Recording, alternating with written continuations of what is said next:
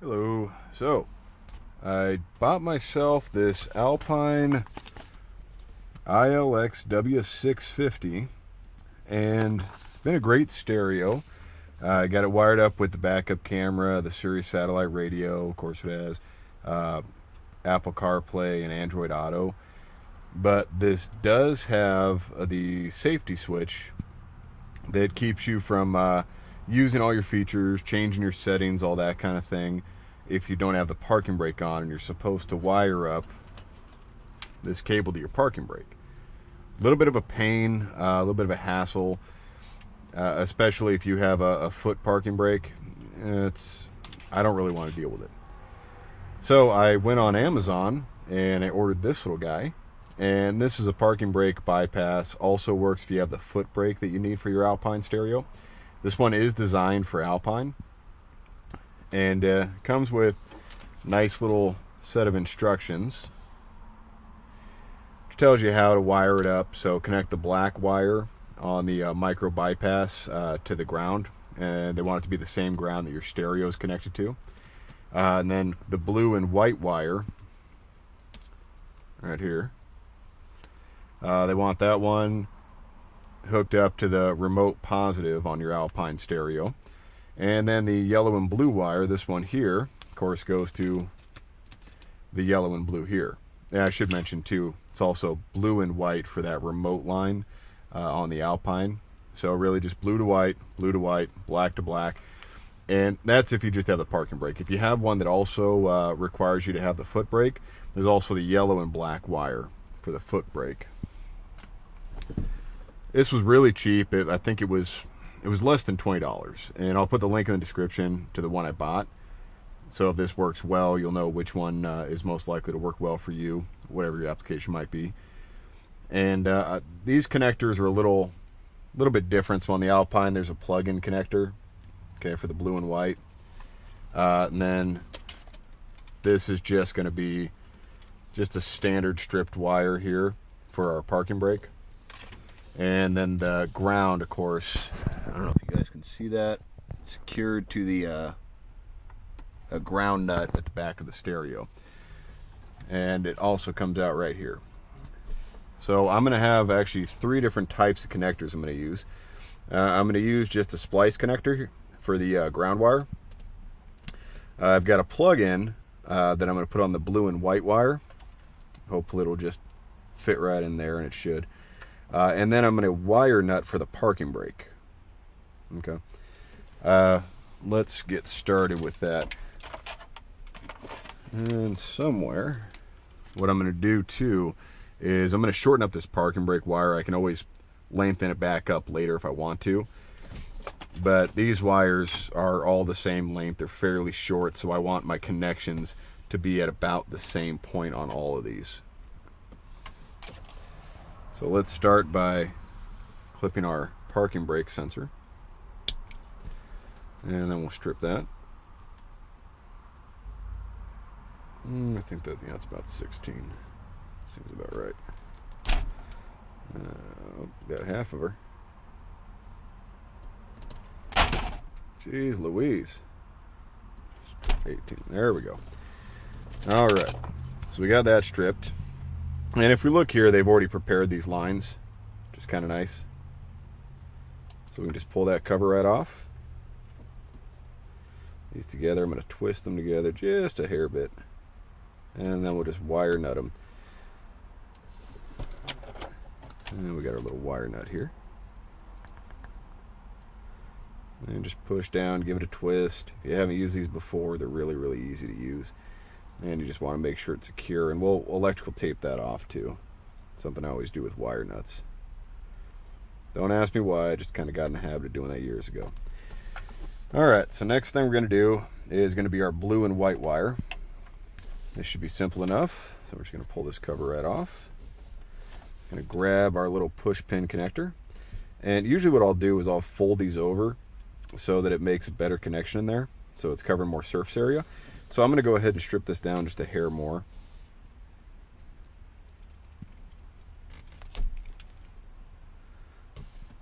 I couldn't find my good wire strippers this morning. There we go. twist that up. Flip her on over.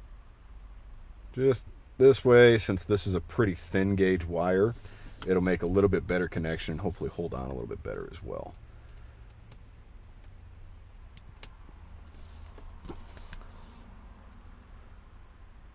I might have to get some big boy pliers out. No, looks like it might go. There we go. And you always test that, give it a nice pull, make sure it's not going to go anywhere. Crimp it down a little more if we can here. Yeah, it feels pretty good, but I'm going to give it just a little bit of Hulk strength there.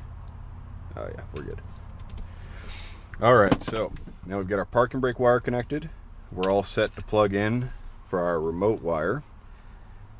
And that should just plug right on in like that.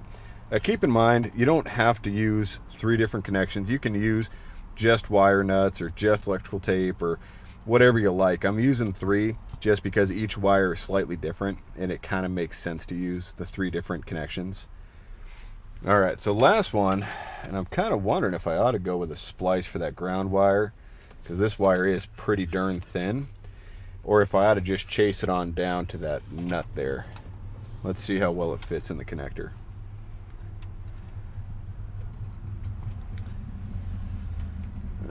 Actually, that should be pretty darn good. Yeah, I think so. Yeah, a little pinch in there. Now I gotta do is find where I put. Of course, now I gotta pull this back out since I pushed it in a bit. There we go.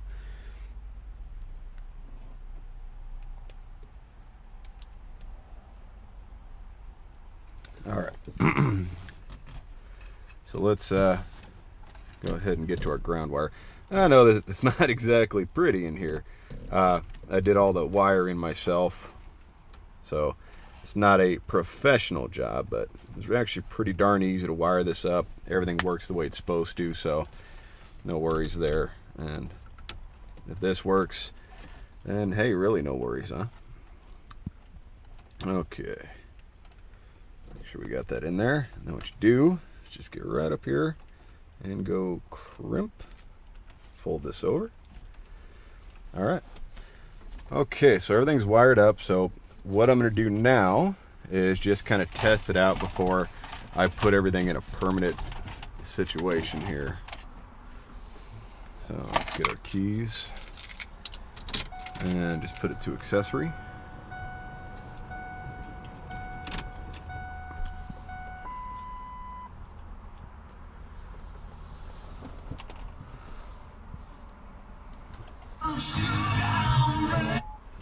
Alright, so now if we go back home, set up. Alright, so something is not working correctly.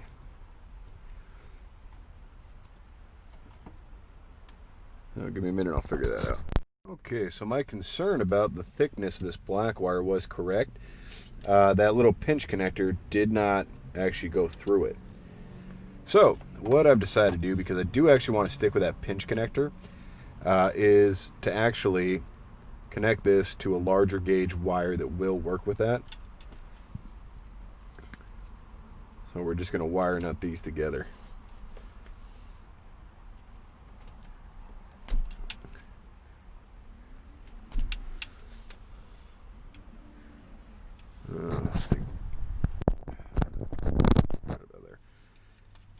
Alright.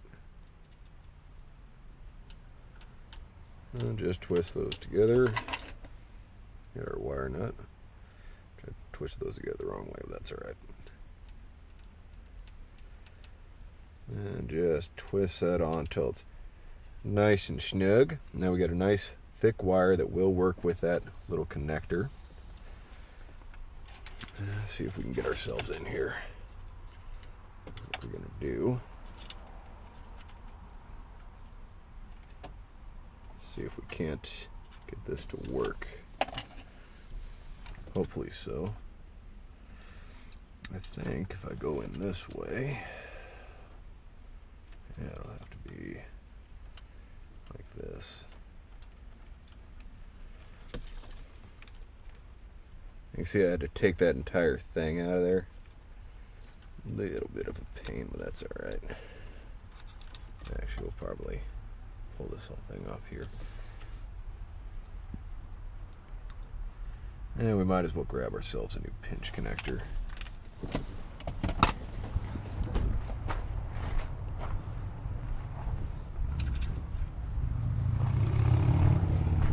Oop, that's the wrong kind of pinch connector.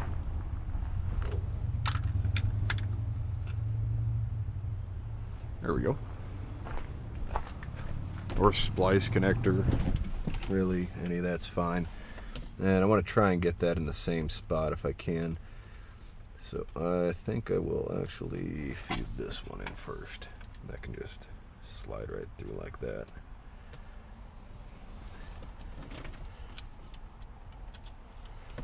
And we'll just push this guy right in here.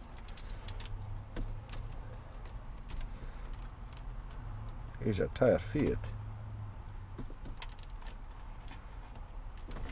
So part of the problem too is I'm at a little bit of a weird angle. Blink. And dunk.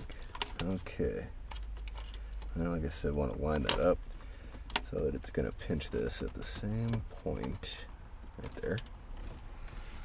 And we're just going to squeeze in here, just like before. Fold this over. Okay, now we're ready for take two. I'm just going to bring this up so we can see what's crapping it on the screen, hopefully without scratching it up. There we go. There's our little connection.